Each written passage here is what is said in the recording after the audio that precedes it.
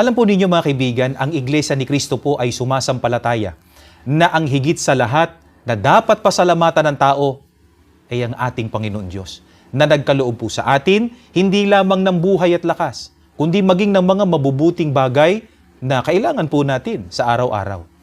At yan po ang marahil napapansin ninyo, di ba? Na ginagawa ng mga kaanib sa Iglesia ni Cristo na bago po matapos ang taon, nagsasagawa po kami ng pagsambang pagpapasalamat sa Panginoon Diyos, anuman ang maging sitwasyon ng mundo. Ang dahilan niyan, kapatid na Dindo, ay nakasulat sa Biblia. Yan ay sinasampalatayan na nating lahat ng mga kaanib sa Iglesia ni Cristo. Mababasa po natin, mga kaibigan, dito po sa awit sa 102 hanggang 4. Mangaglingkod kayo na may kasayahan sa Panginoon. Magsilapit kayo sa kanyang harapan na may awitan. Alamin ninyo na ang Panginoon ay siyang Diyos. Siya ang lumalang sa atin at tayo'y Kanya.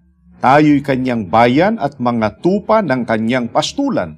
Magsipasok kayo sa Kanyang mga pintuang daan na may pagpapasalamat at sa Kanyang looban na may pagpupuri. Mangagpasalamat kayo sa Kanya at purihin ninyo ang Kanyang pangalan.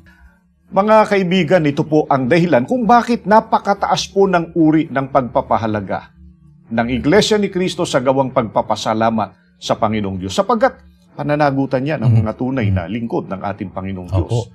Ang maglingkod, pumuri at magpasalamat sa Kanya o sa ating Panginoong Diyos. Kaya, hindi po hadlang ang mga kalamidad, kahirapan, at kahit na ano pa mang hindi pangkaraniwang pangyayari sa ginagawang pagpapasalamat ng mga tunay na lingkod ng ating Panginoong Diyos.